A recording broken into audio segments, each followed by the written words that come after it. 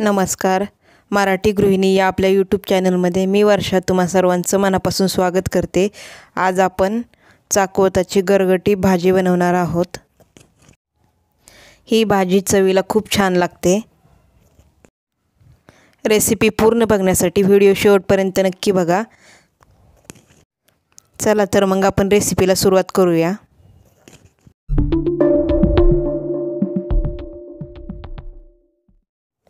इथे मी चाकवताची भाजी व्यवस्थित नीट करून घेतलेली आहे. चाकवताच्या भाजीची पानं ही मागच्या बाजूने अशी पांढऱ्या रंगाची दिसतात. भाजी आपण स्वच्छ पाण्याने धुवून घ्यायची आहे आणि त्याच्यानंतर ती एका पातेल्यामध्ये घालून त्याच्यामध्ये अर्धा ते पाऊण ग्लास पाणी घालायचं आहे आणि छोटा अर्धा चमचा मीठ घालायचं आहे. त्यानंतर आपल्याला ती गॅसवर झाकण ठेवून मंद गॅसवर आपल्याला शिजवून घ्यायची भाजी.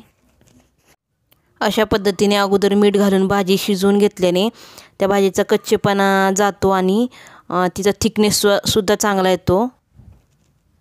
भाजी आता आपली शिजलेली आहे. इथे आपण 8 ते 9 पाकळ्या लसूण घेतलेला आहे. 3 ते 4 हिरव्या मिरच्या घेतल्यात. अर्धा चमचा जिरं घेतलं आणि अर्धा चमचा मीठ घेतले. मीठ आपण मगाशी पण भाजीमध्ये घातलं होतं. हे सर्व साहित्य आपण जाडसर असं खलबत्त्यामध्ये कुटून घेणार आहोत. मगाशी जी भाजी आपण शिजवून घेतलेली होती ती भाजी आपण गार झाल्यानंतर मिक्सरला अशा पद्धतीने तिची पेस्ट बनवून घेतलेली आहे. आणि हे लसूण, मिरची, जिरं आणि मीठ हे सुद्धा आपण जाडसर वाटून घेतलेलं आहे. पातेल्यात आता आपण तेल घातले. तेल आपलं गरम झाले.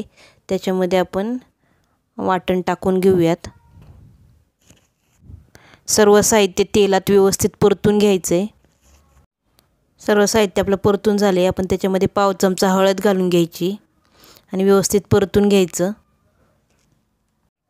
आता आपण त्याच्यामध्ये भाजी घालून घेणार आहोत. खूप छान फोडणी बसलेली आहे आपल्या भाजीला. तुम्हाला जसं पातळ घट्ट लागते भाजी त्यानुसार तुम्ही त्याच्यामध्ये पाणी घालू शकता. या भाजीमध्ये अख्खे शेंगदाणे आणि भिजवलेली हरभऱ्याची डाळ घातली तरी पण सुद्धा खूप छान लागते या भाजीमध्ये. हाय फ्लेमवर भाजीला एक उकळी काढून घ्यायची आहे. भाजीला उकळी आल्यानंतर गॅसची फ्लेम कमी करायची आणि 5 ते 7 मिनटं ही भाजी आपण शिजवून घेणार आहोत. भाजी आपली छान अशी शिजलेली आहे.